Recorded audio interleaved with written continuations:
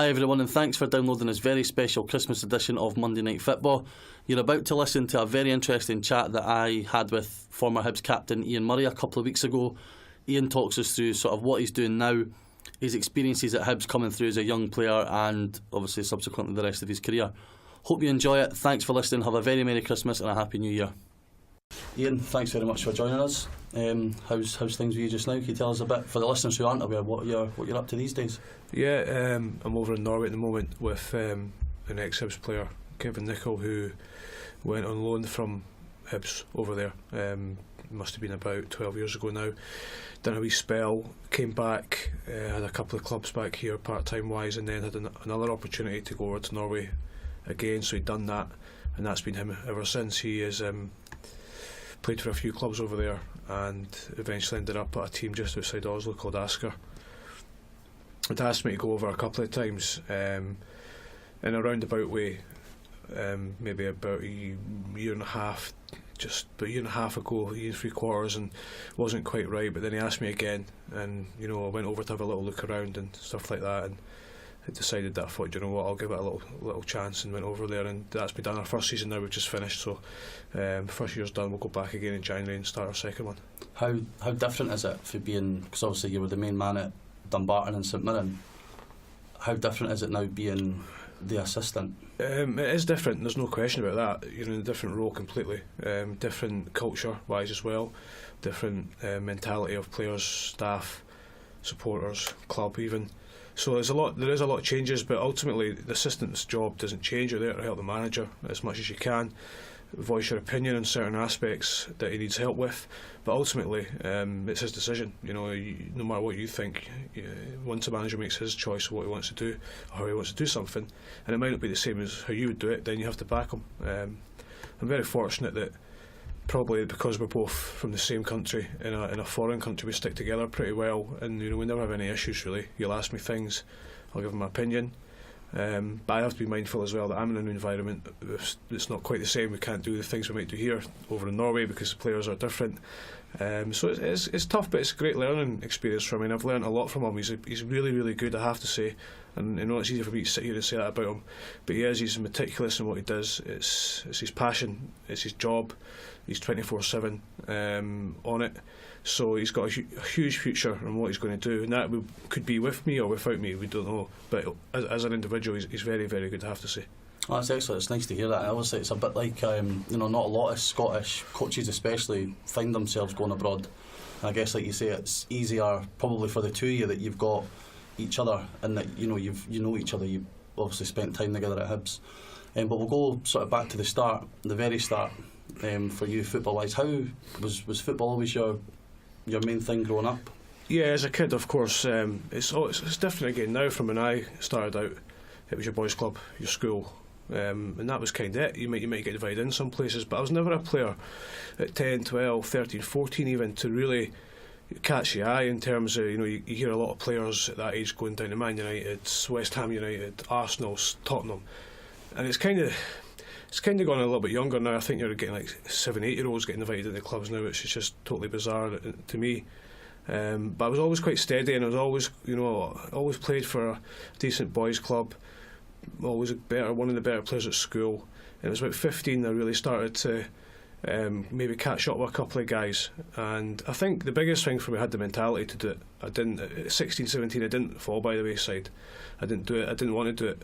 And I think you hear that with a lot of players. Everybody's heard that I could have done this, could have done that, and it's always the ifs, buts and maybes. But I think at that 16, 17 you really need a lot of guidance, and I don't mean by your parents pushing you into doing stuff. It's just the way you're kind of geared up to do something and how you approach it yourself. So I was very strong mentally in that side of it. And then obviously when I got my chance I went to Dundee United when I was 15. I left Hutchie Vale to go there, which again kind of showed in my own head I was quite strong, because that was a big decision for a 15-year-old to make. It might not sound to a lot of people, but to leave your boys' club with all your friends and suddenly go to Dundee United where you know nobody, and you just go and play in it was at a time it was like a West of Scotland development league really, and that was really the first sort of professional environment I'd ever been in. I hadn't gone around clubs, and then from then it just progressed. So how did your move to Dundee United initially come about? Obviously, playing for a club like Hutchie Vale, That's where a lot of talents came through for, especially in Scottish football over the years. How did your move to Dundee United exactly come about? Yeah, it was always an Edinburgh scout, and we used to train at Castlebury High School once a week, and it came from that really. They normally invite most players, must have maybe a school in Edinburgh, one in Glasgow, a couple in Dundee, whatever, for like a trial match up at Dundee, and so I went up for that. And after that game, they wanted to sign me as a schoolboy form at the time it was, and for me that was fine, totally great, loved it, had a fantastic time at Dundee United, really good setup, good youth development at the time. Probably the best in the country. It was kind of slowed down a wee bit for them, but they treated you really well. School holidays, you're always up there. Work experience, you went up there, and it was a great time. Some good players, and from there they wanted me to go full time. And the rules back then were, if you sign a schoolboy form for whoever it is, and you don't, and they offer you a contract to go full time, and you don't sign it, they can withhold your registration for a year. And between the time where I wasn't quite sure if I wanted to go up to Dundee, to be honest, and live in Dundee, because I was still quite young for my age at that, 17 years old. I wasn't that mature, and I've always been quite a homebird anyway, and eventually decided I didn't want to go. So they withheld my registration for a year, which, it sounds petty, but they were within their rights to do that. And in the meantime, Hibs had came in and offered me a contract as well. And, that's sort of like finally on the coffin for Dundee United, if you like. It sounds so cliche, but the only team that you would really, want to play for is the team you support. So for me, it was a no-brainer. Sacrifice a year out to go to Hibs. So did you know that? Were Hibs interested in you throughout that? Was that the start of that year when Dundee United held with us? It's strange. Hibs had always sort of been around me, and indicated that they'd always liked me and wanted to speak to me, but nothing really ever happened. For what I don't know why. I still don't know why. And then I remember it really clearly. I remember lying in my bed one afternoon, 16 or something, and Hibs phoned the house, and I was really obviously delighted. So I went down to Easter Road. Alan McLeish was the manager at the time, and I went down there. I just finished high school actually, so I was 17, and I went in to speak to Alan McLeish and Billy McNeil actually, who was director of football maybe at the time, and they offered me the contract and they told me to come and start tomorrow. So I was like, straight away, no chance of getting my head around it, just thrown in the deep end, but probably the best way. So how did it feel, obviously, like you say, as a lifelong Hibs fan? Pretty much, I'd certainly done it. Grew up dreaming of that moment of being asked to sign for the club. What did it actually feel like to you and to your family? Yeah, it is a hard thing to describe, because I'd literally went from having a season ticket on the terrace and to not needing my season ticket anymore, because I knew my dad would be able to get a ticket now because I was going to go. And so it was quite bizarre. You're in a place where I was watching the guys I was going to be training with or hanging about with literally 2 or 3 months earlier. It was back then. It was like John Hughes, Barry LeVay, Sean Dennis, Brian Welsh, Paul Lovering, all these sort of guys. So that was the type of team it was. Just been relegated to the first division as well.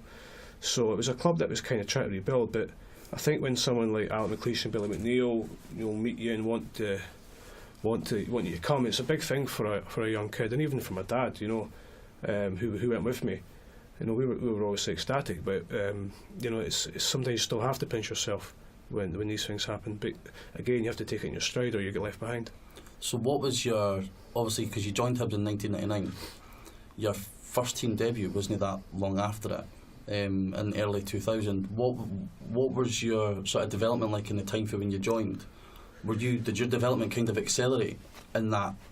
Maybe 6 to 12 months. Yeah, it did. It was a bizarre situation because of the contract with holding it Dundee United.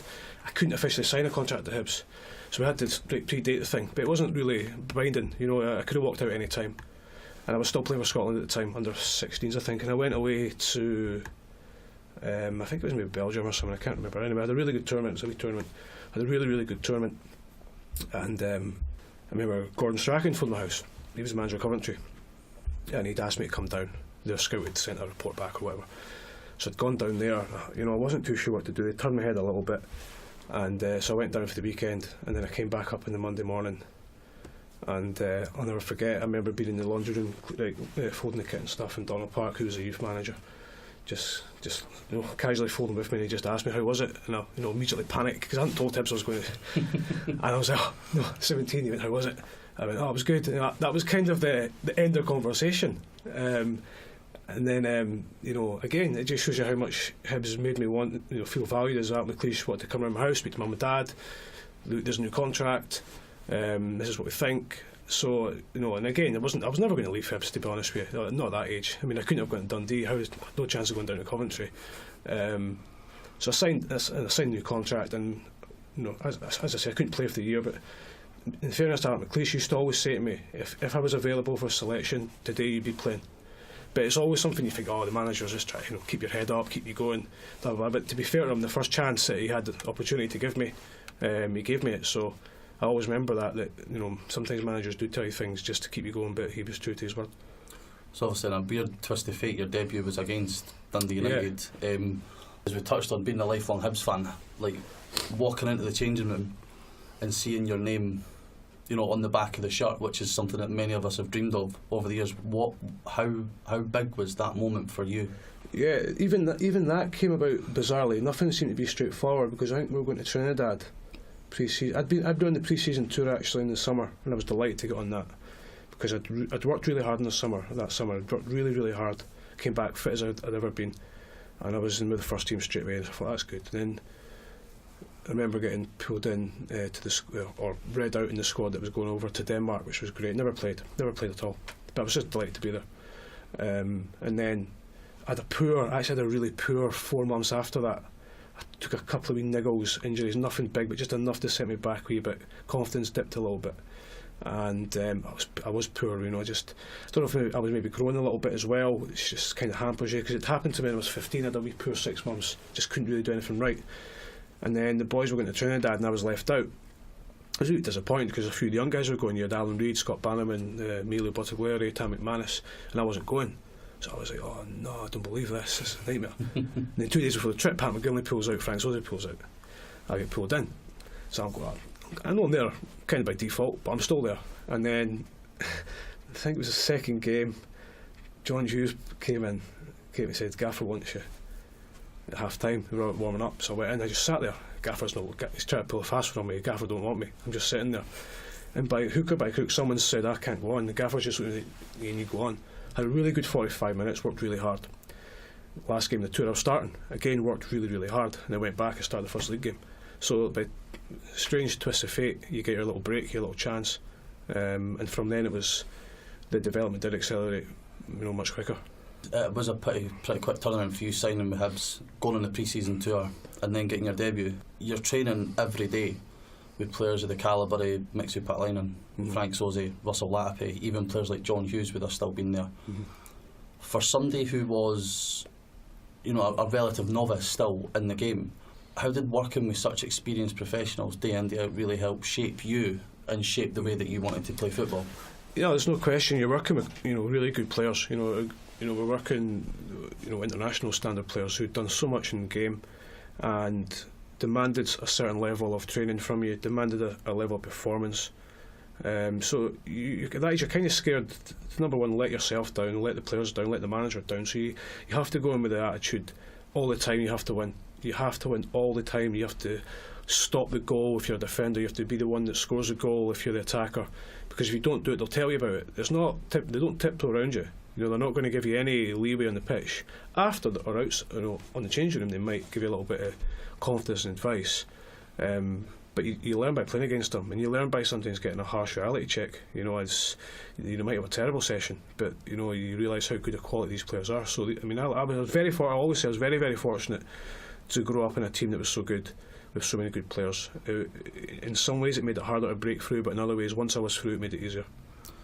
Yeah, definitely. I think back in that spell as well, when we got relegated and came back up, Alex McLeish had obviously set about the sort of end of that season. Players like Pat McGinley, John Hughes were moved on, and it was like guys like yourself getting a more prominent role in the team. Tam McManus. Yeah. In terms of obviously Alex McLeish himself, he's the one who gave you your debut. How much of an influence was he on you as a player? Because obviously he was a defender himself. How? Yeah. And I know that you kind of went for centre back to left back to centre mid and kind of chopped and changed a bit. But how much did you learn working for someone like Alex day in day out? Yeah, absolutely. I mean, of course, he's obviously a huge figure in British football, and certainly a massive figure in Scottish football, both as a player and manager. So when you've got someone like that, you're learning off every single day. It can only help you. I mean, I'm not going to beat around the bush. He didn't tiptoe around anyone. He would tell people straight how it was, and it didn't matter if you were Frank Sosie, myself, David Zatelli, Stuart. It didn't matter who you were. He would tell you, and he would not play you if you weren't doing it for him. As simple as that. And I think he kind of liked a little bit of grit as well. I think he's that type of player, and he's that type of manager. He liked the good footballers, but he understood he needed someone beside him. You couldn't play 11 Russell Latapa's, there's no chance. You can maybe play one or two, but you needed a mixu. You needed a mixu with a David Zatelli, because Zatelli was technical, great, but he was a hard player, but he wasn't a mix with Pat Lennon. He wasn't a Craig Brewster, So we needed a little bit of flair, but he also realised that the grit was needed as well. And I think that's probably where it helped me. He knew if I went to pitch, I'm not going to say I was going to have a great game every week, but he knew I was going to run myself into the ground, and I was never going to shirk a tackle. And that's maybe sometimes what you need when you've got the flair players there. Definitely. I mean, moving on a little bit further forward, there was one game that you weren't involved in, but obviously as a Hibs fan, you would have been quite pleased to have been sat on the bench for. Was the 6-2 game. That's right. Yeah. Easter Road. Yeah. What was it like being so close to the action and seeing, obviously, because growing up in the 80s, that was when Hearts had their real sort of dominant spell. What was it like to be part of a squad that had effectively dismantled them with relative ease, and what was the atmosphere in the dressing room like after that one?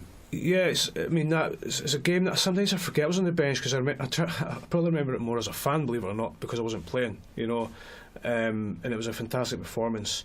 And I think when it started to get to 4 and 5, we're wanting more. I was wanting more. I'm wanting 7, 8, 9. I'm remembering the chant, we want 7. Everybody was wanting 7. And I think the players were so good that night, and that was when the Hibs were really starting to turn the screw a little bit in Hearts with such good players. And I remember Hearts scored in the first minute or first couple of minutes as well. And I mean, that was a type of team that didn't really matter if Hearts scored in the first couple of minutes, because we knew we were going to be the better team. And Hearts were no mugs. They still had some good players. I think sure Steve Fulton played, Colin Cameron, Andy Kirk scored. Niemi was in goals as well. was in goals. I'm not sure if Gordon Petric, I can't remember. Petric, he had a bit of he was coming towards the end a wee bit. But the team was so good that we knew on the day we could beat anybody like that. It wasn't a case of, luckily it was Hearts. But again, it became from the manager how we installed how important these games were.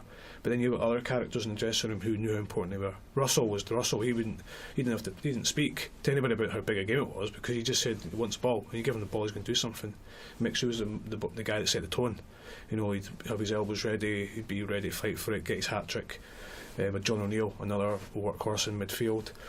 I think Matt Jack might have came off in that game actually. Lyndon Andrews was the one that went on, yeah. So no, we had good replacements, but afterwards in the changing room was obviously fantastic. Really everybody's delighted, ecstatic, and it was one of these fairy tale sort of derbies, if you like, especially with. I think it was the manner that we'd done it as well. It wasn't, it was a 6-2 game. It was probably a lot more than that. And some of the goals that the guys scored that night were incredible. I don't think there was a booking in that game either. Was there not? I'm sure that was one of that's probably how one-sided it was, that they just couldn't get near us. I mean, that season was kind of a new start for the club, because we had a new badge. Yeah. Obviously the badge with the slope had gone. Yeah. There was this old sort of curse about us when Hibs had removed the harp. Mm-hmm. For their badge back in the 50s or something, somebody put a curse on the club or something like that. But no, that season, obviously 2000-2001 was relatively successful. I remember the Rangers team, fresh with players like Michael Knowles, Van Bronckhorst, came to Easter Road and we beat them. That's right. I think Zatelli scored. And obviously that season ended up culminating in an appearance in the Scottish Cup final. Obviously we ended up finishing third and qualifying for Europe anyway. So how special was that team to be a part of? Because when you look back, it's got so many cult heroes. Hibs fans in it, like Frank, Matty Jack, Russell Latape, Mixu obviously as well. Yeah, I think it was a great team. It was a great bunch of players. First and foremost, good football players, but also great guys as well. There was never any problems. We never had any issues. It was a typical bunch of guys in the dressing room at that time. You're talking 20 odd years ago now. It's not the same as it was. There wasn't as much media spotlight as there was. There was media, but there was no I wouldn't say nobody was out to get you. Do you know what I mean? It's, the guys just had a good time. They played hard and they partied hard sometimes. The manager knew it, but he had to let them away because they're so good that they never crossed the line. They never sacrificed the club or the playing side of it for what they wanted to do. So yeah, it was a great time to be involved. And that's what I say when I go back to saying I was lucky to be involved in such a good squad with a good manager, because there was a lot of good youngsters at the club as well at the time, and not a lot of them got a huge chance because they just couldn't get in the team. They just couldn't break through. But when you look at the quality and the calibre of player that we had, it was very difficult. In the run up to the Scottish Cup final, like you're saying about play hard, party harder. Obviously we were kingly buoyant, finishing third, going into the cup final. I don't think there was as much made of the hoodoo back then as there was in subsequent years. But how much was the team affected by the situation that had developed around Russell Latape and him obviously being because I think he was just sacked for gross misconduct or something. I don't even think he was. It was something like that. I honestly, I'm struggling to remember, which makes me think that it wasn't that big a deal to us, because I was still young and I wasn't sure if I was going to be playing either. So you're too worried about yourself. I remember the build-up. Build-up was great. I remember it was a proper build-up to a cup final. We went to Cameron House for a couple of nights before it. We changed on Easter Road leading up to it, which we didn't normally do because it was the end of the season, so we could use the pitch. Celtic had beaten us 5-2, I think, maybe a week or two before the final. But that wasn't a slant, and Celtic were a really good side. And I remember at McLeish we were training, and I'd played maybe 12 games in a row up to the final. Stuart Lovell was injured. I remember again, just another sort of little insight into his man management skills. I remember him pulling me on the Wednesday of all days, which is early, and he pulled me over and he said, "Look, I realise I've messed you about all season, moving positions. He said, I'm going to mess you about again." And I was thinking, here we go. I expected it. I'm going to be out the team. Stuart Lovell's back in, fair enough, but he said, I'm going to play in the wide right, and I've never played wide right in my life. But I was so excited and so happy. He said, don't tell anybody. So I couldn't tell anybody. I think I maybe told my dad, but I didn't tell anyone else. So that was again my own little special moment of that.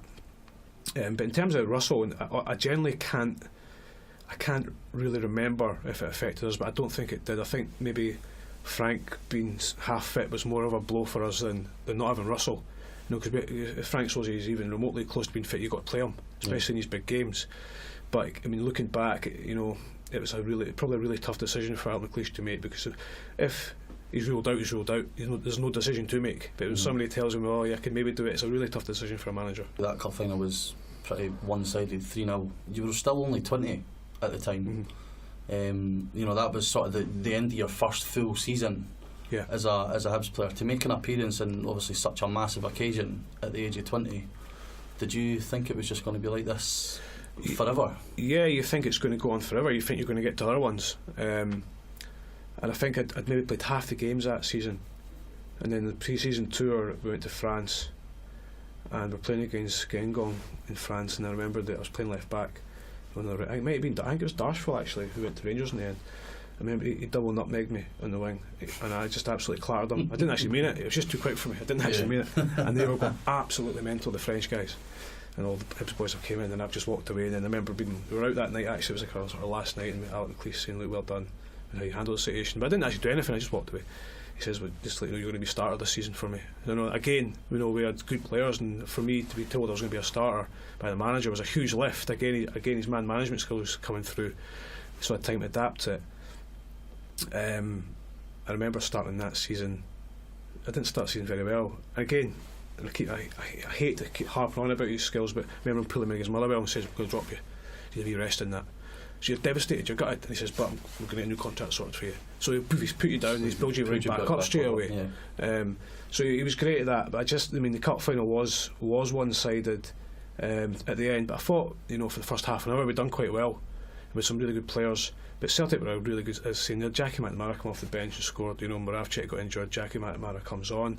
You had Mialby, Hartson, Sutton, Thompson, Lennon. It's just the list was endless for competing against top quality players. So obviously we went into the new season. There was a few new additions. Obviously De La Cruz had come in, but one name that sort of pops up in that spell was Paco Luna. Yeah. And still get a wee bit teary thinking about that chance in the last minute against AEK Athens. Obviously, some people still say that the atmosphere in Easter Road that night is still to be replicated. Obviously, I was only 10 at the time, and I can remember it like, what is this? This place is absolutely bouncing. My dad and granddad actually travelled over the first time. Yeah. They'd literally taken off, and I think the team was behind them. Yeah. When obviously it got called off due to the 9/11 situation that had developed. What was it like to, first of all, representing the club in Europe, to then it be sort of, disrupted, and that obviously it's a horrible situation, but disrupted in that manner when you're trying to get yourself in the mindset of going to somewhere like Greece that would have been pretty hostile anyway? Yeah, it was a bizarre situation, just one of these situations you don't forget. I remember being, like you say, on the tarmac at the airport, and I'm not a huge fan of, well, I wasn't, I'm alright now, but at the time I wasn't a massive fan of flying, so I'm always like a wee bit apprehensive and stuff. So we're zooming up, and we're literally about to leave the ground, and the engines have just died, for not a great flyer. It's not the best thing. But the pilot just came over, the captain came over the tannoy and just said, look, the game's been postponed, we've just had word. So we're turning back.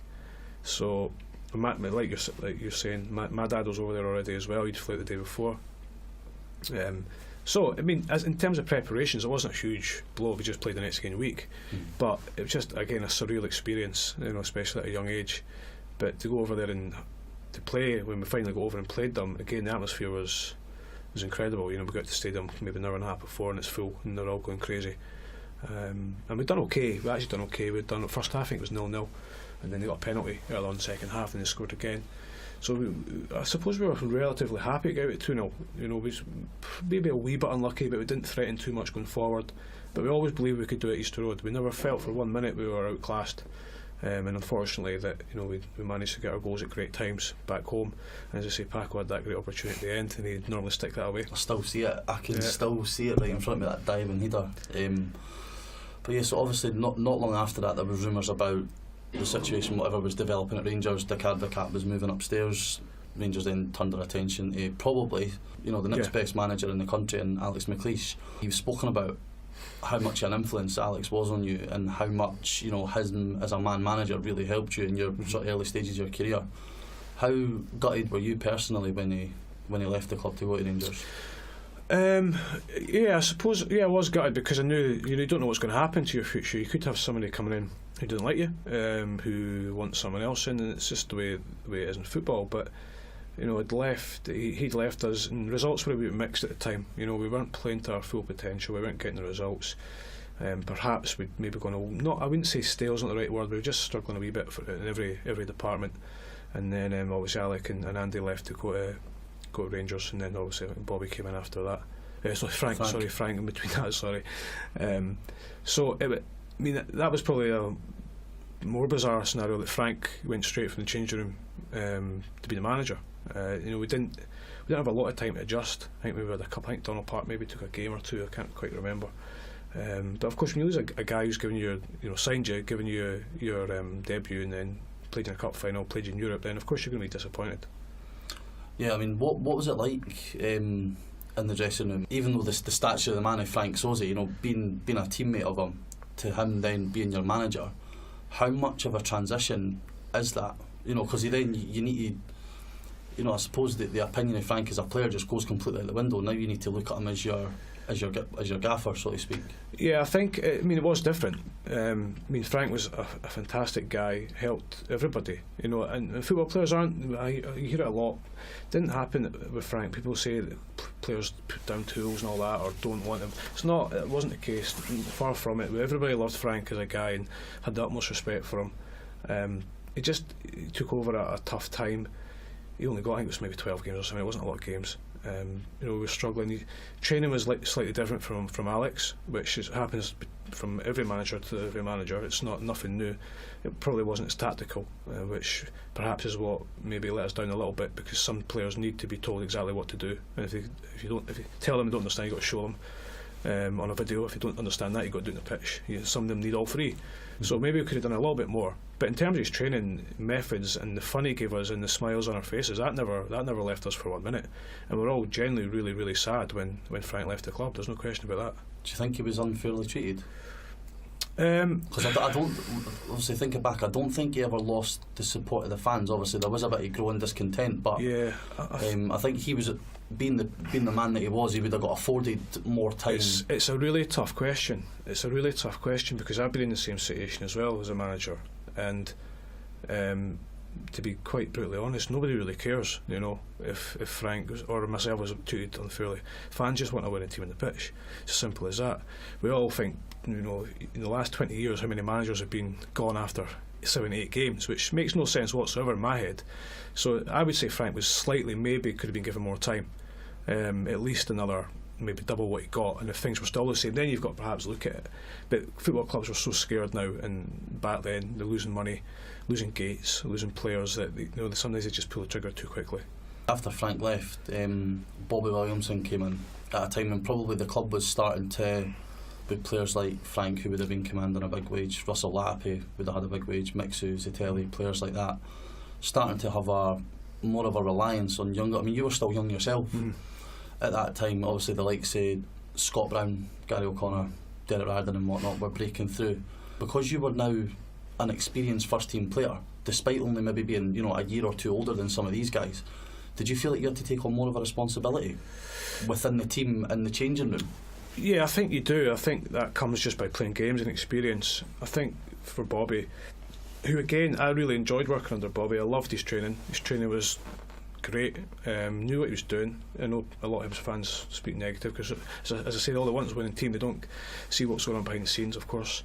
You know, he had a lot of young players to play, and it's very difficult to play a young team week in, week out and get consistent results. In fact, it's nearly impossible, in my opinion. You have to have some older players, good ones, around about them. And as you say, I was one of the older ones at the time, and I was only maybe 21, 22. It wasn't old at all. So it was a difficult time. You know, gates were starting to go down a little bit. Cash was getting really tight. We'd lost a lot of good players, and I think Bobby still got some decent results. And I'm sure going into that 4-4 game at Tynecastle, I'm sure we were sitting in third or fourth place. Because we absolutely collapsed. Yeah, because we were doing all right, and then suddenly doom. But again, look, you know, we had guys like Craig James coming up from Sunderland on loan. You know, myself, as I said, so it was a young team. It's very difficult. Well, like you just touched on, you know, there was always that famous quote that he came out with, that if you want to be entertained, then go to the pictures. But then when you look at the, you know, because we spoke to Kevin Thompson recently, and Kevin's pretty much said exactly the same as what you have about Bobby Williamson. You, obviously, fans have got a completely skewed opinion because we only see effectively what happens in the 90 minutes on a Saturday or a Sunday. You know, we don't see the work that goes on the training ground during the week. Given the fact that he obviously led us to a League Cup final as well, obviously that didn't go too well, but do you think he was unfairly criticised by the support, given, like you say, all the constraints that he was under? You know, crowds were going down, money was getting a bit tight as well, and having to rely on these younger guys coming through. Yeah, I mean, I think criticism comes with a job. That comes with being a manager, coach, football, whatever you want to be. You're going to criticise if you're in that sort of environment. I think he probably was maybe a little bit overly criticised when you think about the constraints he did have. There was no doubt at the time Hibs were under severe financial pressure. There's no question about that now when you look back. So he had to claw that back and put a winning team on the pitch. It's very difficult to do. But in terms of his, you know, the cup final, again, I was back at the Livingston Cup final. Yep, Hibs went to his favourites. God knows why Hibs went to that game as favourites. If you take yourself away from being a Hibs fan as a neutral, Livingston were above Hibs in the league. They had experienced players in their team. Okay, they didn't have the 40,000 fans at Hampden. So they were galvanised by administration as well. You know, so it was a very, very difficult game, and I think it looked a lot easier from the outside than it really was. But again, that was a killer for Bobby, an absolute killer, because you know that's how close you can be. You know, you beat Rangers in the semi-final, and you play Livingston, you beat Celtic in the quarter-final, well, yeah. And then you have the cup final against Livingston, you lose it. You know, we could be sitting here talking about Bobby in the same breath as John Collins. And guys like that, so unfortunately it wasn't to be for him. But I think I'm really glad how he went to Plymouth straight after Hibs. His first game was, I think, they won promotion in his first game. Is that what it was? Was it really? I think because Paul Sturrock went to Southampton. Bobby went down there, yeah. So yeah, as again, fond memories of Bobby. Just took over a team at that time that was really difficult. So obviously before Bobby left, there was a game at Tynecastle that was quite memorable for the wrong reasons. When Mark De Vries decided to just absolutely demolished That's us. right, yeah. It was somewhat memorable for you because John O'Neill went off injured, Yes. and you were given the armband, and you Yeah. subsequently scored in that game as well. Yeah. What did it? Obviously, when you look back now, how did it feel to be captain for the first time of a Hibs side? It was especially bizarre because John had gone into the advertising boards and done his shoulder, and I just literally picked the armband up and just put it on. I didn't, it wasn't. Also, you weren't like handed it. No, it was really sort of subconscious. I didn't really realise, what I was doing. Yeah. And actually, believe it or not, I know it was 5-1. I was playing at the back, but I actually played quite well. I actually had not a bad game. And then I remember we were playing Rangers next game week at Easter Road, I think. And at this point, nobody knew who was captain. That was just Bobby's style. Bobby wasn't one to tell people loads of information 2 days before the game. He'd ram into you before the game. I remember walking out the physio's room after getting ready and whatever, and just saying you're captain. That was it. That was it. There was no big, funfair around it. That was it. Went out and played. But it was great. Of course, you're really proud. First of all, you want to be in the team. But to be captain is a fantastic privilege, of course. Was it almost like a pinch yourself moment? And given that he's telling you, probably just as you're getting ready to go out for the game, you can't really sit and stand there and go, oh my God, I'm Ian Murray, I'm a Hibs fan, I grew up as a Hibs fan, I've played for the club, now I'm captain of the club. Do you kind of need to give yourself a wee smile, and then it's sort of it's back to reality, really, if you like. I think a lot of people say, well, captain doesn't make a huge difference. I kind of disagree a little bit, because I think every manager thinks about who they're going to pick. They don't just randomly pick someone. There's certain criteria that certain managers have. It might be a homegrown player, it might be a player who plays middle of the park, it might be the best player, it might be the player who shouts the most, it might be a quiet player who's maybe the fittest, who leads by example. So there's so many different criteria that it needs to be filled, and for whatever reason Bobby decided that I was the one that he wanted when John was injured. The next game at Tynecastle was that 4-4 game. I think it's the only time I've ever felt feared at a game of football. When that fourth goal went in, that stand was bouncing. It was it was unbelievable. But am I right in thinking that you had shaved or you died? Yeah. That's how young I was at the time. I mean, what was your thinking behind that? Because I think there's a obviously you think back to the last goal going in. And had we done this weird kick-off thing where it would get laid back to the centre mid, and the centre mid, I think it was Jaco Viss at the time, would lump it, but for some reason he decided to pass it back to Zambanardi, but there was a delay in play because you'd had a bottle of vodka or something. Somebody threw a ball at me. The 4-4 game is a bizarre game, because we went 2-0 up, 2-2, and then 2-2. And then Craig James scored, and then Mixu missed a penalty. Bredner's put it in, and then Graham Weir's come and scored 2. And I think, I think Zambanardi got a wee bit pelters for the third goal, and I think, am I right in saying Zambanardi launched it to Mixu? Mixu gave away a free kick, I think, and they took the free kick. So it's just a bizarre game, because, as I say, we went into that game third or fourth, I can't quite remember. A point before the game was quite good at Tynecastle, when we not got a great record, and then you've still got your point that you had at half time, but you're being twice up 2-0 or 2 goals. So it's just totally bizarre. It was just a bizarre game of football. It just really, there was no Hearts fans left at the end, barely. So yeah, bizarre. Just a completely bizarre game, but remembered by both sets of fans. What was the thinking behind the hairdo? Oh, sorry, I forgot about that. Again, it probably comes from just having such a young team, full of confidence, full of wanted to beat Hearts, didn't have a care in the world. We didn't actually have a care in the world what anybody thought about us. We couldn't care less. We'd all socialise together, we'd all train together, we'd all eat together. It was just a really good time for myself and all the other young guys at the club. And the thing is, I'd actually done it on the 2 days before the game, and I wasn't happy with the quality of it, so I had to go back to the dressing room and say, do that better. But the worst thing is, nobody's turned round to me at any point during this 3 days or 2 days and said, that's not a good idea. My parents never done it, my friends never done it, my teammates never done it, and nobody else ever said anything.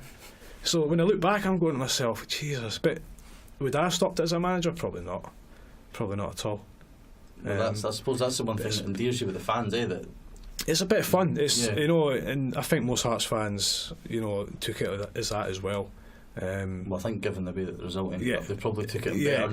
Exactly. And so you have sometimes a little bit of give and take. Like you say, after that we kind of went into a bit of free fall, and then there was always that sort of traditional January blip where Hibs would be really good until January, and it was almost like that 4-4 game was the catalyst for a few years after it. The crowds were low, There was guys like Thompson, Brown, O'Connor trying to sort of fully establish themselves in the team. You'd been having a few issues with injuries and whatnot, and then obviously Bobby leaves, and then we get Tony Mowbray, which is a complete sort of, we went for having sort of three experienced, well maybe not in Frank's case, but you've had McLeish, who was really experienced, and a winner, Bobby Williamson, who'd won the Scottish Cup with Kilmarnock and done really well with him, to Tony Mowbray, that was his first job in management. What was your initial reaction to Tony getting the job? Again, like whenever a new manager comes in, you just hope he likes you. I think we were all young and quite safe at the time because we didn't have a lot of money. Hibs, if they were going to replace, it was going to be young players coming in predominantly, which was the case. But he definitely came in with new ideas, there's no question, a new freshness and approach to how we were going to play. And he installed that in us in game one, or day one of pre-season even. But again, a shock appointment. It could have worked, it did work, but it could have went the other way, like any appointment. No appointment's guaranteed, so I think as a group of young players who really like to play football, it was a fantastic appointment by the club. There's no question about that. And let's be honest, it's not as if they plucked him out of thin air. They must, they've always say, I'm sure I've seen the programme with Rod, went down to meet him with another director and liked the way they spoke. So it's not as if they just phoned Tony Moore up and offered him the job. They do their due diligence and work out who they want. How much were you looking forward to getting back? Obviously, because you weren't involved at the start of the season due to quite a bad knee injury. I can't actually remember what it was, if I'm being honest. And we'd started the season quite well. There was that game against Dundee. We were 4-1 up. Yeah, that's right. Drew 4-all. 4-4, yeah. But there was kind of signs there. Fun enough, Kevin Nicol played in that game. Yeah, that's right. Kev was there at the time. And then we'd signed players like David Murphy, Dean Shields, Boozy. Had signed at that point as well. How much were you looking forward to getting back and getting involved in that team? I was, and I played first game back was Inverness up at Pittodrie, where Inverness were using Pittodrie, and I wasn't in the team because I wasn't really fit. If I'm being honest, I was still getting fit, and I think Colin Murdoch maybe pulled out on the Friday, and I had to play on the Saturday, and that was the start of it again. But it was great to be back. I think we won up there 2-1 maybe. Derek Raglan scored twice. Was it Deacon scored? And beat Aberdeen. 2-1, and Derek scored twice. Yeah, Again, so was that 2? Was that not 1-0? Was that 1-0 on that? No, I'm sure he scored 2-1. Was it? He scored two sort of identical, can't remember, volleys down at the Aberdeen end, down at the far end. Yeah, I remember that game really clearly because I was playing with Gary Caldwell at centre half, and Aberdeen just were persistent the last 20 minutes. It was an absolute guys throwing themselves in front of the ball, and it was that's just sort of the way we were at the time as young players. We were dying to win. We would do anything to win. We had a really good bunch of players, and our will to win was really high at that time. What was it like just basically seeing these guys in front of you and just literally being the guy at the back being asked to hold it together? Because Gary Caldwell was like to venture forward a bit more. I know you like to go on a few wee mazes every now and again, but how was it to actually just sort of stand back and admire these guys? It was one of these sort of things where we had to, David Murphy liked to go forward, Stephen Wick liked to go forward. Me and guys used to joke with each other saying, with Derek Raglan, Gary O'Connor, Dean Shields, they're good in the ball, but they ain't going to give you much going back the way. So we knew every week we were going to probably concede a goal because there was just too many. We couldn't do everything. But we had to sacrifice that to let these guys show their talent because they were great players. And me and guys had to work extremely hard. I have to say that. But it was enjoyable. It was never a chore. It was enjoyable. We loved it. I loved playing with Gaz actually. Probably one of my favourite players to play with because he was so honest and I could always rely on him. If I was out of position, he'd cover me, or we'd try to, and vice versa. I'd always try and help him. And he was a really good player on the ball as well. So at that time, we just had to let the guys going forward with the real ability and natural ability to go and do their thing. So how much of it was it a disappointment that season, given that obviously for yourself as well, being involved in the Celtic game, being around the club at the Livingston game, we then got to another semi-final against Dundee United, who were bottom of the league at the time. So close to another trip to Hampden. Is it, looking back now, I know you were only part of that team for a year. Yeah. But is it a real sense of frustration that you look back and think that especially that season that the club didn't win anything? Yeah, I think that same season we went up to Tannadice in the League Cup, I think, maybe, and lost in extra time, which was a real sickener. As sickening as it was in the semi-final, just annoying because we played really well and we should have beat them, and we got beat. And And then the semi-final, I missed the semi-final. I was suspended. I got sent off the week before, ironically, against Dundee United, which was just stupid of me. When I look back now, it was just a stupid sending off. And there was no chance Dundee United were going to help us out. It probably wasn't a sending off, but it could have, could have been. They were never going to back you up. They're never going to back me up. No chance. So to miss that was a huge disappointment, especially when losing it and going 1-0 up, and and just not performing. Again, it was just us not performing in the day, which happens with so many young players on big occasions. But a huge disappointment for us, I have to say. In the January that year, there was rumours circling that Rangers were going to basically, because your contract was running down. Yeah. And that Rangers were they'd made an approach to speak to you directly in the January. Were you at that point looking to entertain that, or was your sole focus on seeing the season out with Hibs and then assessing it at the end? No, I think when a club wants to approach another club, Rangers want to approach Hibs, there was no question about that. And I said to Rangers, well, there's nothing I can do. It says, but I don't want to come at the moment because I felt we could win the Scottish Cup. That's what I truly felt. And I said that to my agent at the time. I said, look, I'm not really wanting to leave. There's nothing I can do if Hibs accept the offer. But I would like you to tell Hibs that I don't want to go because I want to win the Scottish Cup. Now Hibs might have said, well, do you know what, we're actually going to take the money and you can do what you want. So that never materialised. And so just to jump back a wee bit, actually, I remember, this is when I say when I was at that time, as a young player, so happy at Hibs. I think Bobby was the manager. It was Bobby. I remember sitting one day in the change room and my seat was right in front of the manager's office. He could look right out if he had his door open. And he called me in and he said, come in. He says, it's like, we've had £1 million bid for you from Cardiff City. You didn't want to go, do you? I said, nah, but no problem, I don't want to go. I just walked out. But when I look back, that sounds totally bizarre and absolutely mental now. But at the time I was so happy where I was, living in Edinburgh, being at that age with the guys at the club, it just wasn't even an issue for me. So when Rangers eventually a couple of years later or a year later wanted to do the same thing, try and put a bid in, again I just felt the game at Tannadice did sicken me in the League Cup. It really sickened me, and I thought to myself, this is getting hard now. But I just felt at that time in the year that I still felt we had a fantastic opportunity winning that Scottish Cup. The end of that season, we secured European football again.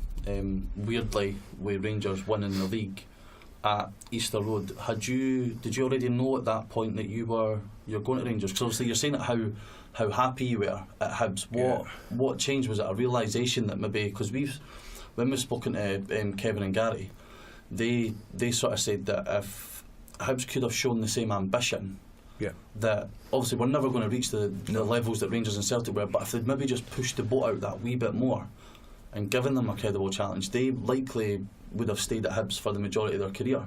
Would you say that sort of applies to yourself as well? Yeah, I think so. Yeah, definitely. I just felt at the time Hibs could have done a little bit more, if I'm being brutally honest. Maybe that's just me thinking. I don't know the ins and outs of their finances at the time. Is that for yourself as a player, or just in terms of the? Yeah, because I was probably the first one to really move on before the rest of the guys.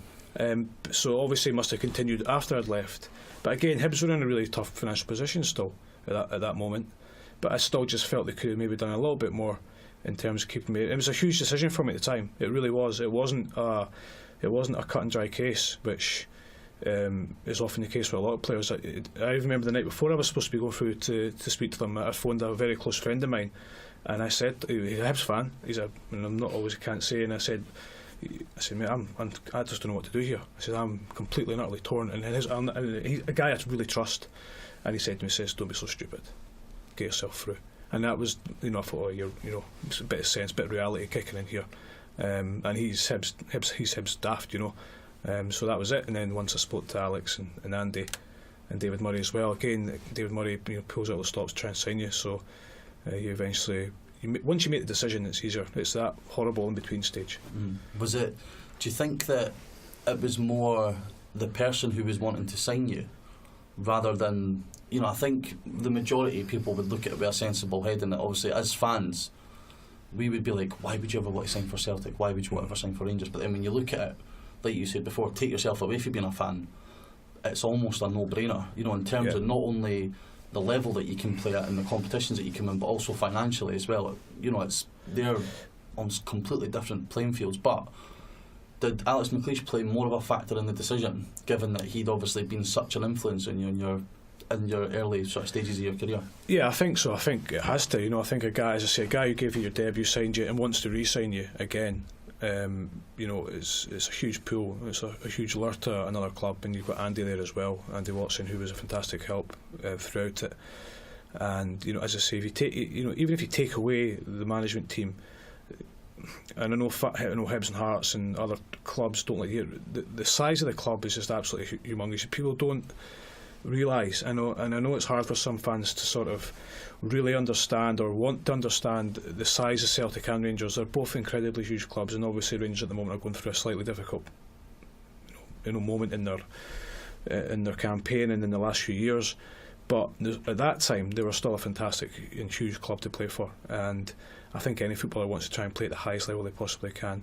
I just felt with Rangers, I had a better opportunity of playing at a higher level. The fact that you could, put yourself in the frame of winning titles as well, because that's what players want to look back on at the end of their career. They don't want to look back on, I played in a great 1-0 win against Hearts. Yeah. Or, you want to look back on you obviously gave yourself the best possible chance. There's no disrespect to the players at the time at Hibs, but I was going to a better team.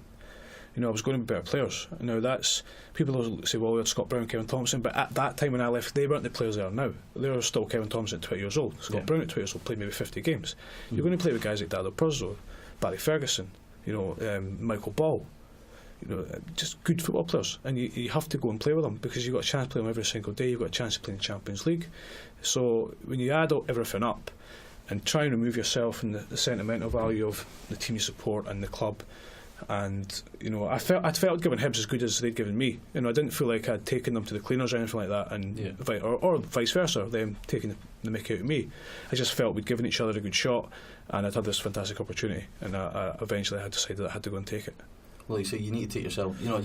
As much as you're a Hibs fan, that's your job. Your job as a professional footballer, and I suppose you wouldn't be doing yourself justice if you were like, because it's not me that's going to be able to give you your medals at the end of your career. As much as you'd probably have loved to stay at Hibs your whole career, if they could have afforded you the same opportunities that Rangers would, you probably would have. But obviously, you made the move to Rangers. First appearance against Hibs. Yeah. Whilst at Rangers was obviously the Ivan Sproul game. Yeah. And obviously, as a 13-year-old at the time, I'm absolutely fuming. The captain of the team that I support has made that that well-travelled journey west. You got a lot of stick that day. How did it feel as a Hibs fan, and 4 months before being a captain at the club, to get as many pelters as you did that day? Or do you kind of try and switch off? I mean, but it's a good question. It's really hard to sort of like describe, because you're doing a job for Rangers at the end of the day. You want to go out and win the game for Rangers against, doesn't matter who it's against. Hibs, Hearts, Celtic, it didn't matter. You have to win. It doesn't matter if you play Rangers, you have to win. You could be playing AC Milan, it doesn't matter, you have to win. They won't accept anything else. So when you go out, you're under pressure anyway. You're under more pressure because you're playing against your old team. And obviously Hibs win the game 3-0, which for Rangers is unthinkable at the time. And the funny thing was with that game is, I remember when Ivan was coming on, I was playing beside Slato Kyriakos, who was a loose cannon at times. He would do what he wanted and didn't care. I said, just relax here, this boy's fast, don't push up too high, just he thumbs up, and the rest is history. He just burns on me all the time. So you take nothing away from Hibs. Hibs played well, but we should have been up 2 or 3 before Ivan came on. But it's what it is. But in terms of abuse, you're going to get it. You expect it. You expect it when we're back to Ibrox with Hibs. So it works 2 ways. Because obviously we had the cup game that season as well. Yeah. But there was whilst you were at Rangers, you got diagnosed with quite a serious injury. It's a form of arthritis. Yeah. And how frustrating was it for you that as you seem to at times like with Hibs as well, you could just kick on. This would be you kicking on. There would be something, even just a little niggle that would maybe set you back even just a couple of weeks. Is it, looking back now, is it a source of frustration that all these little niggles accompanied with the bigger injuries, do you think they really stopped you fulfilling your potential? I don't know.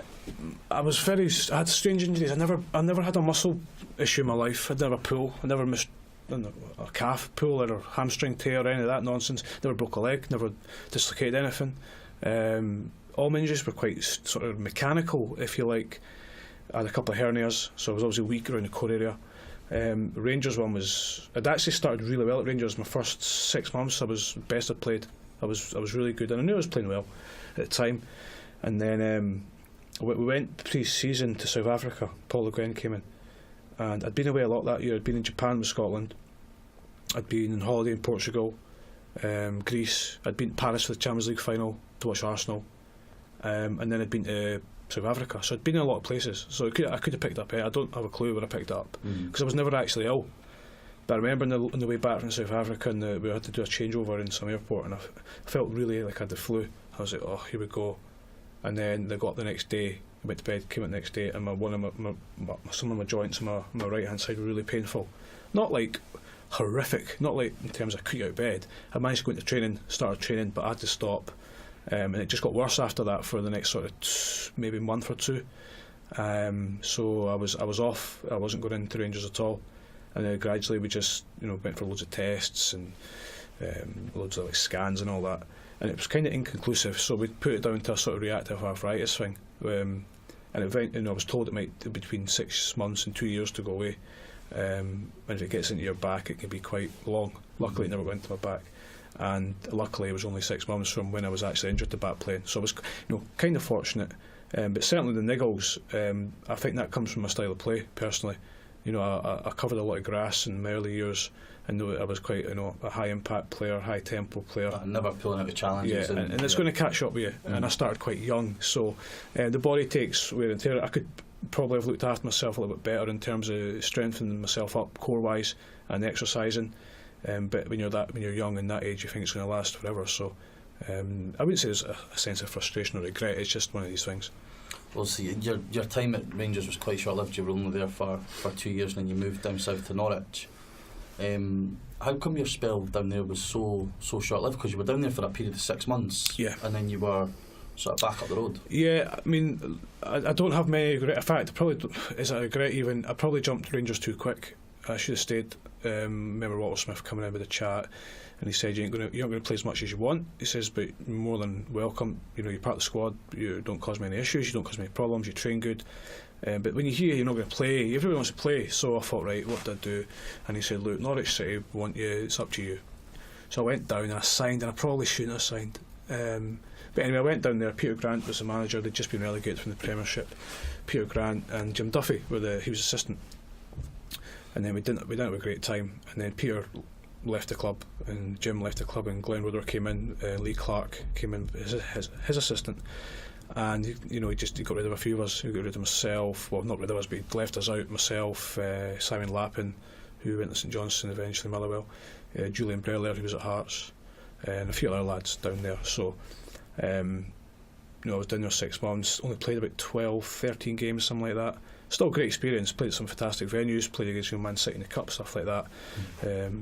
Wolves away and Burnley away, played with some great players, and then Mixu got the Hibs job, and I knew I didn't know who was getting the job. I actually didn't know who was getting it, but all I knew is that whoever was getting it was looking to see if I wanted to come back to Hibs, and I had a chance to go a couple of places down south and one in America. But at that, again, my home, I always want to get home. So again, the pool of coming back to Edinburgh, come back to Hibs, and mixed with Pat Lining. When I realised who it was, being the manager, I thought fantastic, because I got on really well with Mixu, and I liked the way he's going to work. So it was a no-brainer for me. And I knew it was going to be hard for me in terms of some of the fans, but again, it didn't really enter my head. I was very confident in my ability to go back, and I knew I still had a little bit in me still. Well, I'm glad you segued on that, because that was my next question actually. But if you were in any way apprehensive, obviously given the manner in which you left, because there was no real, it wasn't acrimonious, it wasn't you didn't come out and trash Hibs in the press, Hibs didn't trash you in the press, but was there a wee bit of apprehension? Because I remember your first game back was at Tynecastle. Yeah, that's right, yeah. And I remember, because I'm sure you started at left back. That's right, yeah. And you actually got, thinking back, a really, really good reception. Yeah. Did that sort of give you a bit of a lift as well, knowing that even though you'd went west to Rangers and you'd come back sort of relatively soon as well, Yeah. That, you know, the fans were almost sort of, you know, apart from maybe a few dissenting voices, but for the majority were back on your side.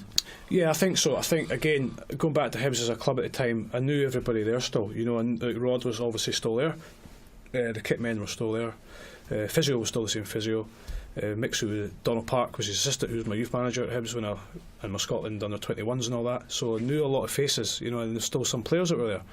The only big difference was the training ground had been set up that I'd never seen before. I think it was only maybe a few weeks earlier actually it had been opened. And then I think it was probably a little advantage that the first game was at Tynecastle, because it's a huge game, and you know, it's a game you're well up for and you want to do well in. So as a guy going back, I know we lost the game, but as in actual terms of a game to pick, it's one of the ideal games. Because obviously, like you've touched on, it was mixed. You know, something that seemed to follow a bit of a trend with you in your career. An ex-teammate became a manager. How different was Mixu the manager to Mixu the player? Not hugely different. He was very competitive, very aggressive, but not aggressive. Maybe not the right word, because I think people associate Mixu with a lot of aggression. It's not. That's just Mixu, the way Mixu speaks, and Mixu can speak to you that if he's singing your lullaby or if he's giving you a rollicking. It was just the way it came over. But as in terms of a guy, absolutely fantastic, superb. Intelligence and how he wanted to do it. His training was fine. I know he got accused sometimes of playing long ball, but it wasn't that. He never once told us to play the ball long in terms of just lump it. It was always of a specific area of the pitch to try and get the best quality out of what we had, and his training was always planned to that. So we went on the Monday, you know, you could kind of tell what team it was going to be on Saturday, because the way he just went straight into the next game. You know, there was no let's just have a session for a session's sake. And I know he's adapted himself when he went left Hibs. He played total football at Kilmarnock. But again, people forget Mixu hadn't, you know, he'd been to Crown Beef, he'd been in Finland, but he hadn't a huge amount of experience, so he was still learning as well. And you know, I thought his training and his tactics were fine, and I loved working for him, to be brutally honest. I know there was a bit, you know, he was probably one of the only ones that left on sort of, well, it plays into the press like it's mutual terms, but you know, he never resigned or he never got sacked. Yeah. I think it was a case of. But you know, going back to what you were saying earlier on about Bobby Williamson, I think Mixu was the victim of, you know, fans all of a sudden wanting a winning team on the pitch, especially with, you know, that. I mean, that sort of mid to late 2000s was when Hearts were starting to sort of get the upper hand as well. Mixu was replaced. Left at the end of that season and was brought back in by John Hughes. Another year for him, former teammates.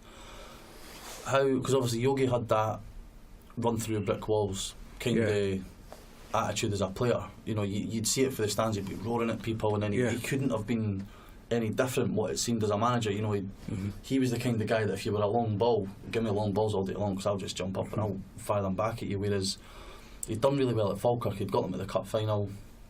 Obviously at Hibs, he's got a team where Zamama was back. Riordan was probably starting to enter his peak. I think maybe he would have been about 26. Yeah, be about 27. Something like that. Stokes had come in. Yeah, you know, that Liam Miller as well. Miller, you know, that team was really good up until about January time. Yeah, that's right. I think Liam McBride. No, that's two players. Kevin McBride got injured, and it kind of fell away. How different was that team compared to the team that you played with under Tony Mowbray? Given that when you look at the maybe certain positions, the talent was almost just as good. Yeah, I think it's another good question in terms of comparison. I think the Mowbray team is better, and the only reason I think it was better is I think once we got the ball to certain players, we let them do what they want. I think Yogi wanted slightly different. He wanted the ball to go here or there, and sometimes it can't go there and there. We have to find another way. And I think that one of our problems after January, when teams worked us out, we couldn't go where we wanted to go, and we didn't know what to do. You know, when that happened to us, and we found it really difficult. So sometimes you just have to find a way, and I think that's what we were good at with Mowbray's team. You know, if it wasn't working, right, what we're going to do. I remember playing against Kilmarnock, and this come from a Kilmarnock player as well. And it was him that tells me the story. He says, we remember coming to Easter Road one day, the pitch was horrific, he said, and he says, all you've done was play it 2 inches above the grass. Now I can't remember that, but he says we came off the pitch thinking, what the heck just happened there? Beat them 4-0, so won 4-1. So that's, I think Varda members scored a hat-trick that game. I think somebody scored a hat-trick. So we found a way. Did we mean it? I'm not sure we meant it, because I don't remember anybody saying let's keep it above the grass. It just happened because we're good players. So I think the Mowbray team just shaded it a little bit. Do you think because I mean you look back, there was a lot of attacking talent in that John Hughes team, because obviously in the January we signed Alan Gow as well, who, of course, yeah, apart from when he went to Rangers, had a really good spell at Falkirk, allied with Stokes rather than Nish. Zamama, Benji was still there or thereabouts as well. Was it almost a case of, if it wasn't working, just try and throw loads of attackers on and see what sticks at times? Yeah, I think so. I mean, again, it's if you're not winning a game at home, especially, it's you have to try and go forward, because the fans don't want to see the ball do the same things with different players. It's still the same, the way you're going about it. So you have to try and get the goals. And I don't know. I mean, I don't know the reason, why we didn't adapt ourselves a little bit more when that went for that terrible run, which continued the next season. But again, is it the manager's fault, the players' fault? Probably a bit of both, because the manager has to look at stuff. The players have to have an opinion as well. You can't just sit there. And it's not a case of undermining the manager or anything like that. It's just saying, look, this is maybe not working. What do you think about this? But none of us done it, so we have to take and we're the ones on the pitch, so we have to take a vast share of the things that were going on.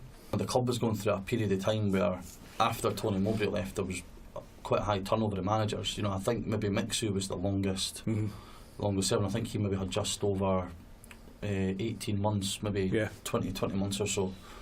Obviously there was more discontent for the fans. When you look back, it was actually quite a successful season. Finished 4th, got back into Europe. It was the first season in front of the new East Stand as well. Yeah, and then we got Maribor in the Europa League. Yeah.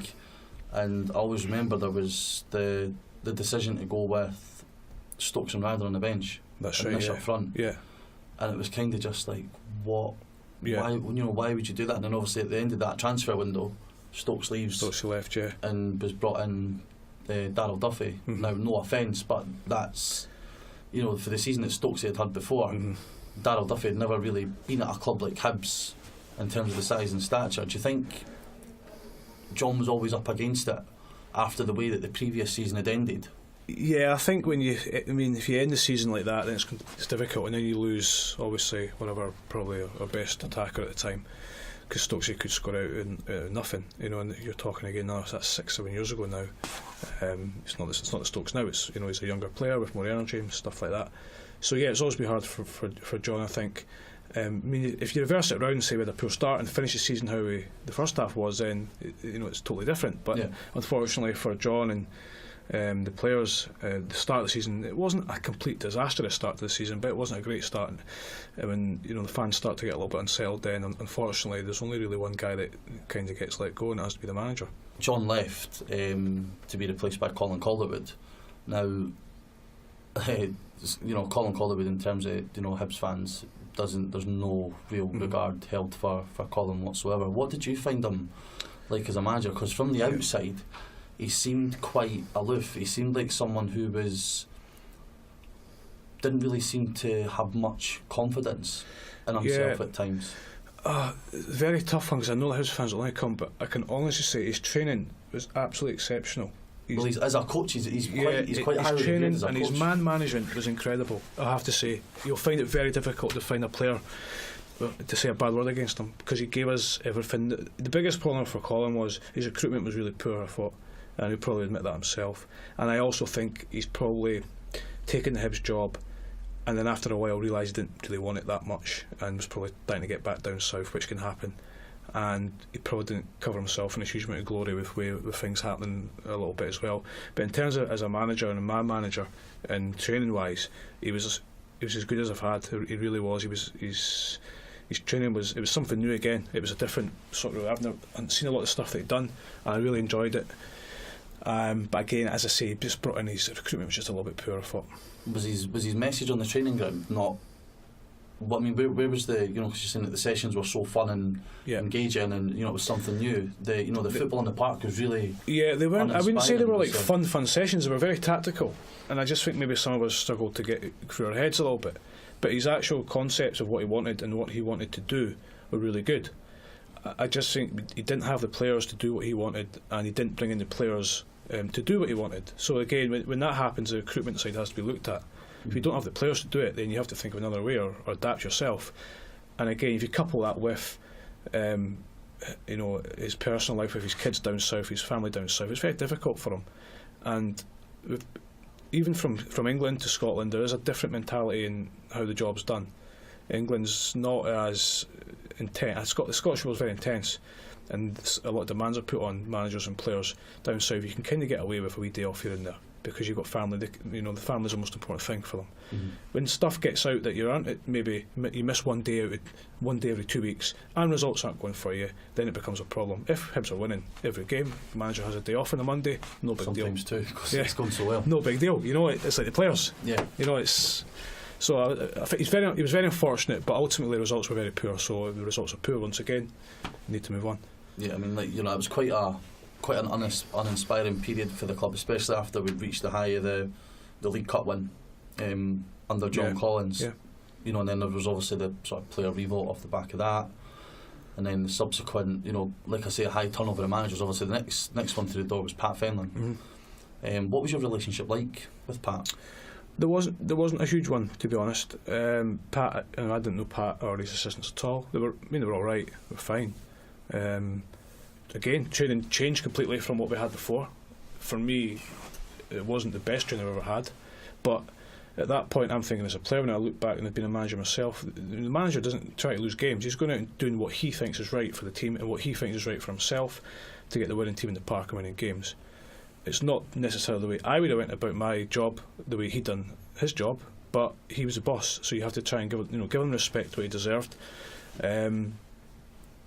Still, for me, a very strange appointment by the club at the time, when there was a lot of good managers out of work. Why Pat Fenlon got the job, I don't know, but it wasn't my job to give the job away. Yeah. I know he had been relatively successful in Ireland. He'd been, I think Dundee United did. Dundee United did try to get him in, maybe, or something. A couple of times, I don't know. It was a very strange time at the club. I felt there was a lot of strange things, and obviously.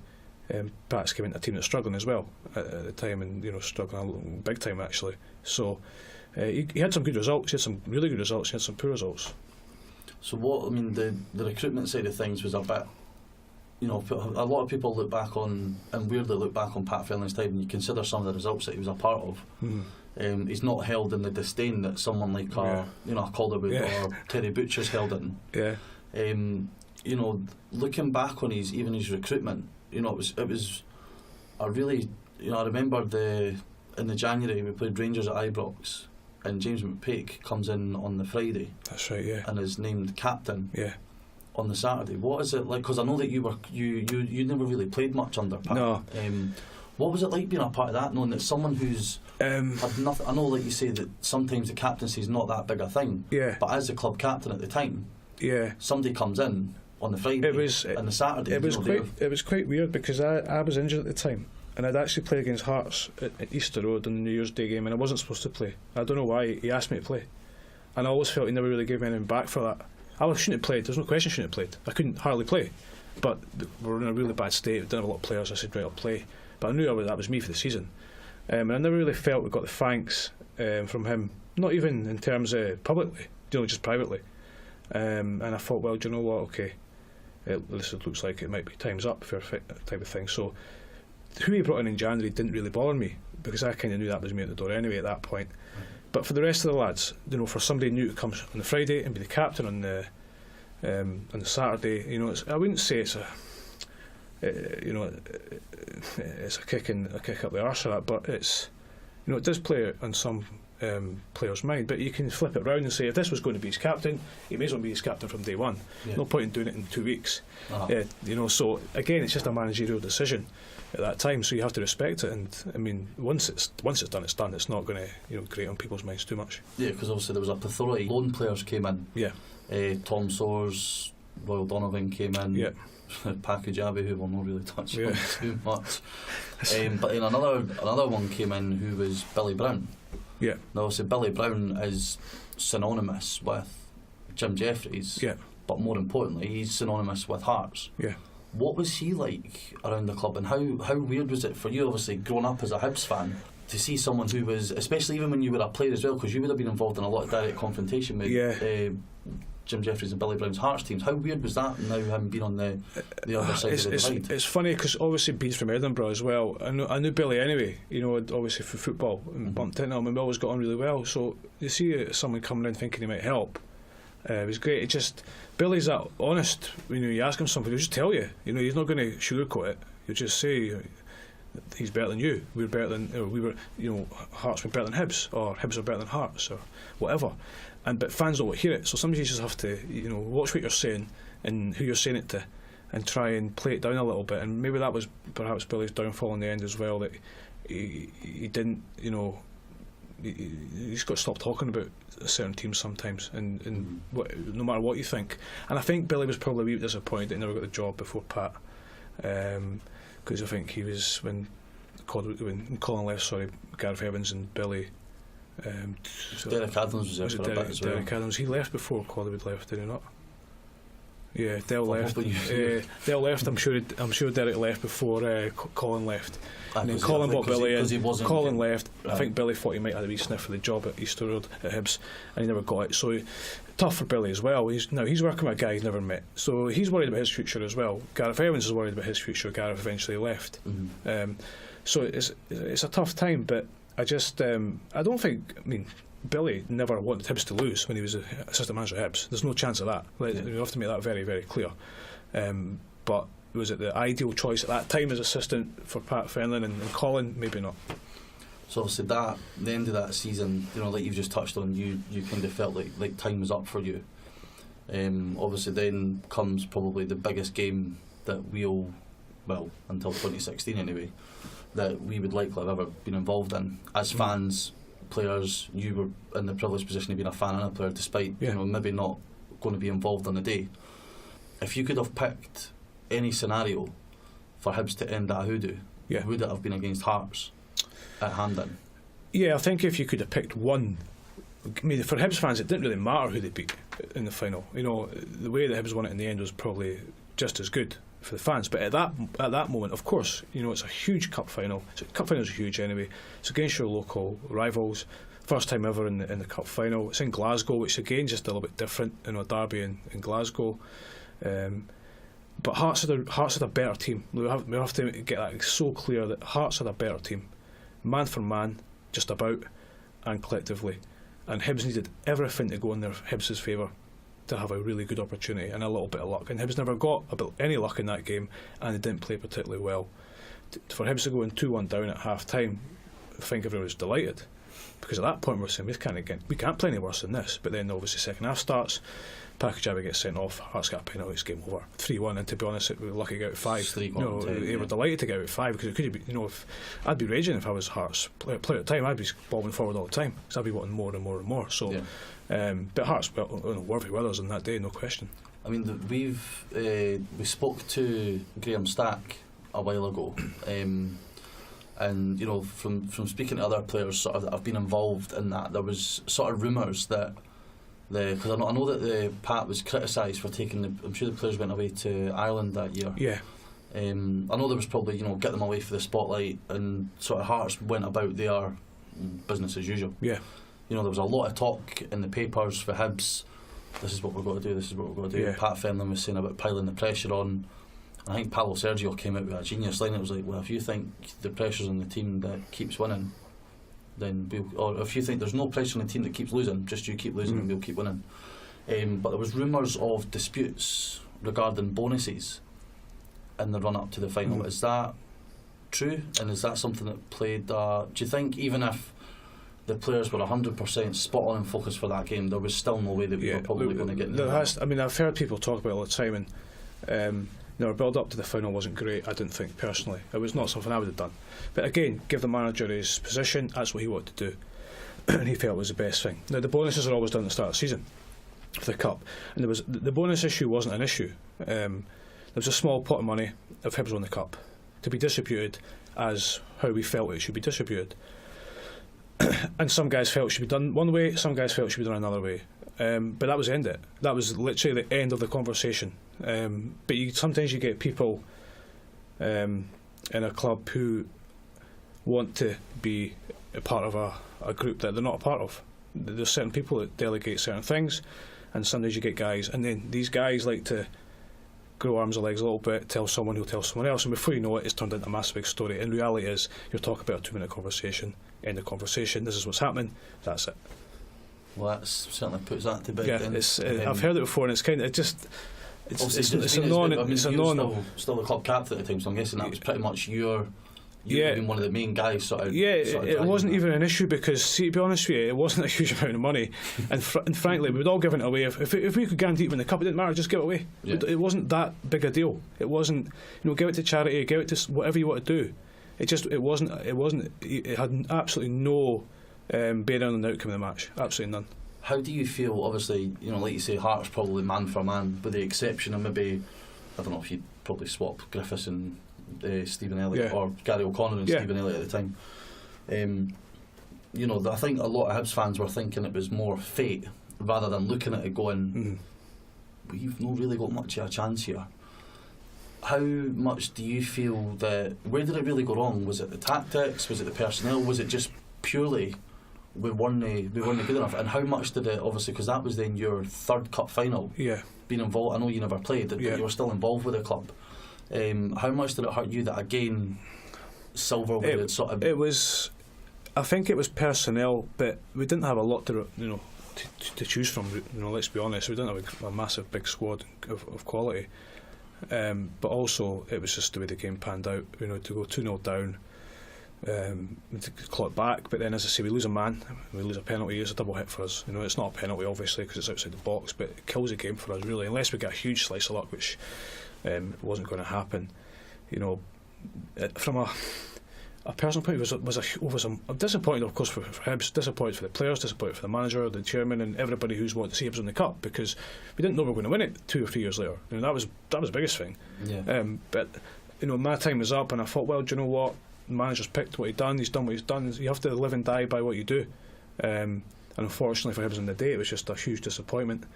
And I think, to be honest with you, the biggest, I know it sounds really perverse, but the biggest feel I got in the whole build up to it was Hearts fans so scared Hibs would beat them, because Hibs fans kind of went, well, do you know what, we're going to go there, we're going to try, we might win it, but Hearts fans were absolutely petrified. They didn't want us to lose the video against them. They would have been inconsolable. We went back and we're devastated, but we got up the next day and we'd done what we'd done and we got on with our life. I don't know if that would been the same for Hearts fans. I really don't. That was the only bit of laughter I got out of the whole episode. Yeah, well, especially when you looked at what happened 4 years later as well, when the hoodoo was put to bed. But obviously that summer was, obviously you left the club. Was there, you've kind of said that you felt your time was up, so you hadn't played that much because you'd been injured. Was it a conscious decision? Did you know that, like you say, through the wear and tear, that your body was probably telling you it was time to... I tried to get back. I played the last game of the season up at Inverness in the league, but Pat put out a totally different team, so you knew you weren't going to be playing cup final. I wasn't fit. I wasn't fit anyway. So I'd had surgery actually in January on my hip, and I'd been training, but I just couldn't get back to the level that I wanted to be at. And it took me a lot longer to get back than I'd hoped. And by that stage, you're starting to think, okay, it's getting longer and longer every time. You're getting a wee bit slower every time. You can't do the things you want to do. You've not got the same power you had. So I kind of knew I was struggling at that point when I left Hibs. Do you look back on your playing career with any sort of regrets? Is there anything that really stands out to you that I wish I could have done that? Because obviously not a lot of players whilst playing for Hibs get the opportunity to play for their country, which you did. And your debut, ironically enough, was also at Easter Road. One of the many few that can say that they've won a trophy. That's right. For their national side as well. Just to wake people up. I remember you had that in your Twitter bio. Just to wake folk up. People need to take that pictures. Is there anything that you look back on and you think over the course of your playing career? You've done. You lived the boyhood dream. You played for the club that you supported. You got the chance to play for your country. you got to play for one of the biggest clubs in Scotland at the time. Yeah. Is there anything you look back on and you think, if only, or? Not really. No, I don't regret. I don't regret leaving Dundee United to sign for Hibs. I don't regret leaving Rangers to sign for. Leaving Hibs to sign for Rangers and Rangers to Norwich, because I should have stayed at Rangers longer. But you can't go through what if because it's impossible to lead your life like that. What might have been. I'm so fortunate to have been 10 years at Hibs. Team I supported. Play at Hamden for Hibs, play for Scotland, played under 21s, worked with some fantastic managers, worked with some great players. So I would never say I've got any regrets at all, in football whatsoever. How was it to be awarded a testimonial, especially in today's climate? We've obviously got Lewis Stevenson, who's just had one.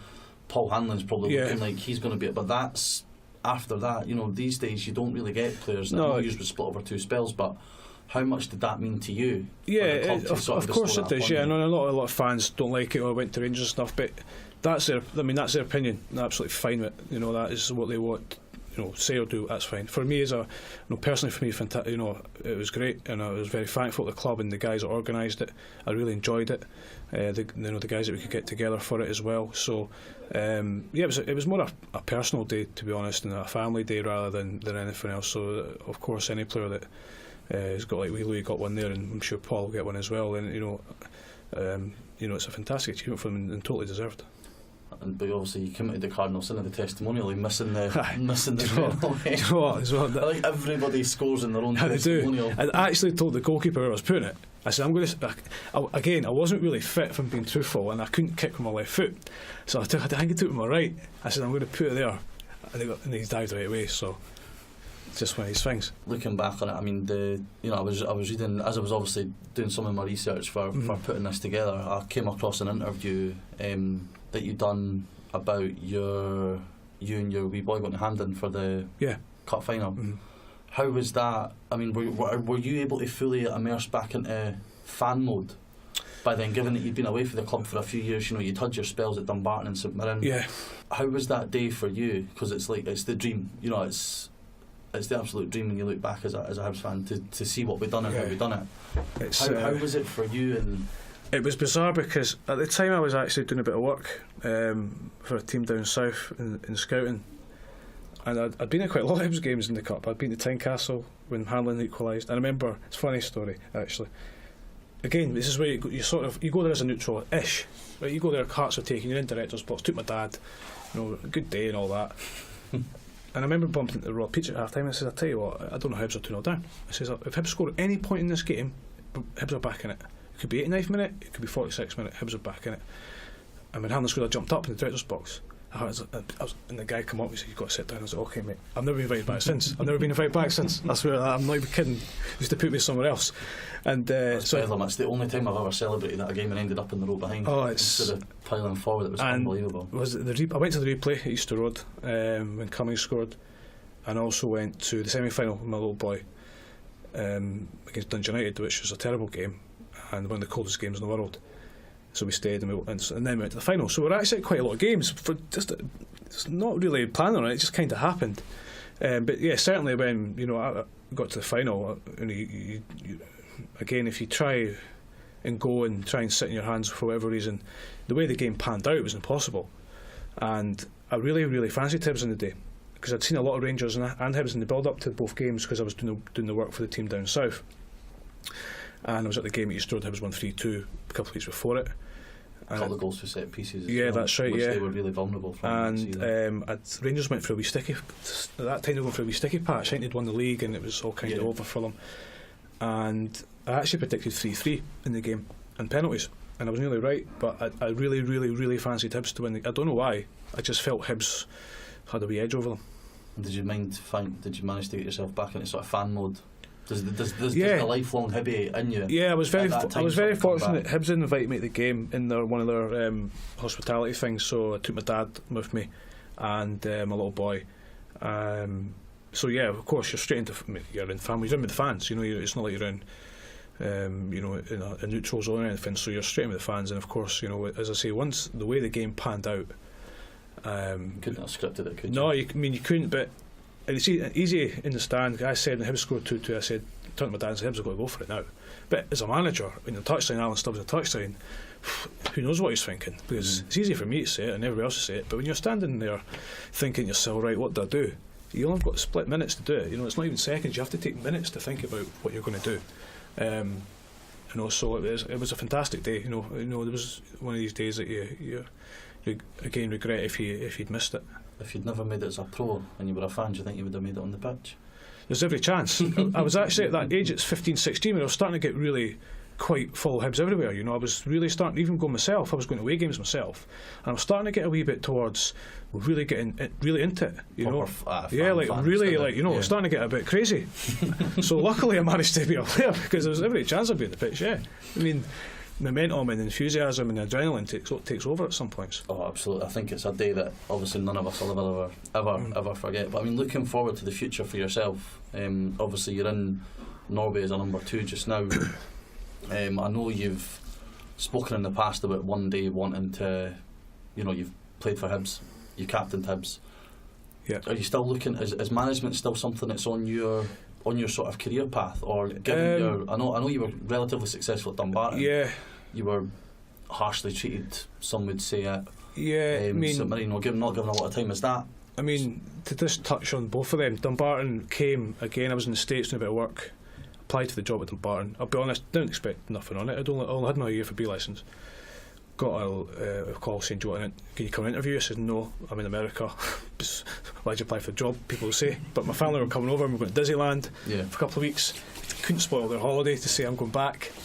And I said, "Look, I'm really sorry. I'm really delighted that you thought of me for the interview, but I can't." And I got a call about 10 days later saying, "Look, when you're back," I said, "I'm back on Tuesday." He says, "Can you come in and speak to us?" I said, "No, because we'll get back till say 11. He said, "Can you come Wednesday?" I said, "Yeah, I can come Wednesday at night time." So I went in and done an interview, and then I was driving home and got offered the job. So I must have had the job before I went in. Yeah. I think I did have a job before I went in, looking back, but at the time you don't know that. I'd never been for a job interview in my life, not for any job, because I've been playing. So I didn't know what to do, but it was a fantastic experience. I really enjoyed it. But the first minute I didn't know what I was doing, because I'm learning as I go. Yeah. I've never dealt with budgets, I've never dealt with contracts, I've never dealt with one-on-ones with players, having to pull them into an office, say you're not playing. I've never dealt with chairmen, I've never dealt with directors, I've never had to deal directly with fans. So our team were bottom of the league. So it was a huge gamble by Dumbarton. But I know how. There was a guy in Scottish who got me the job, reference, unbeknown to me at the time, who was very close to the club. So that was always a help. And we got off to a fantastic start. We really did. We had some good players and climbed the league, done really well.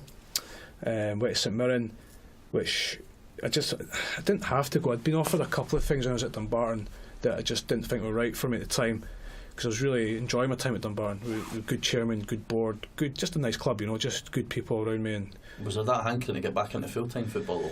I think eventually, after I'd been there 2.5 years, I wasn't like there 6 months. I'd done a bit of time there, and I felt rebuilding a team every single season was getting really difficult. All our good players were getting picked up by their teams. Things were just going a wee bit stale. We actually finished 5th one season, got to the Scottish Cup quarter final, which for a team of Dumbarton stature is remarkable. Because you hear a lot about how well they're doing now and how great they're. I'm not trying to blow my trumpet a little bit, but we were miles. We were way ahead of that. Yeah. Because it was you and Boozy that were at. It was me. It was actually me and Jack Ross. Me and Jack Ross were. We were there together. He was the assistant, and I was the manager. But Jack at the time worked for the PFA. Jack left to go to Hearts to be head of the youth. And again, it's just St Mirren came, and it wasn't a job; it was an interview. And Dumbarton asked me, "Do you want to go speak to him?" I said, "Yeah, I would like to." Done the interview, got offered the job. And a lot of people say, "Well, why do you not take Jack Ross as your assistant?" I hear it all the time. That was your mistakes. Jack Ross was in a job. Number one, Jack Ross was in a job. He was in a better job in a better league than St Mirren at the time, and a lot more money, and we didn't have the money to do anything about it. So I went into a team at St Mirren to put things into a little bit of perspective. A team had been relegated, first and foremost.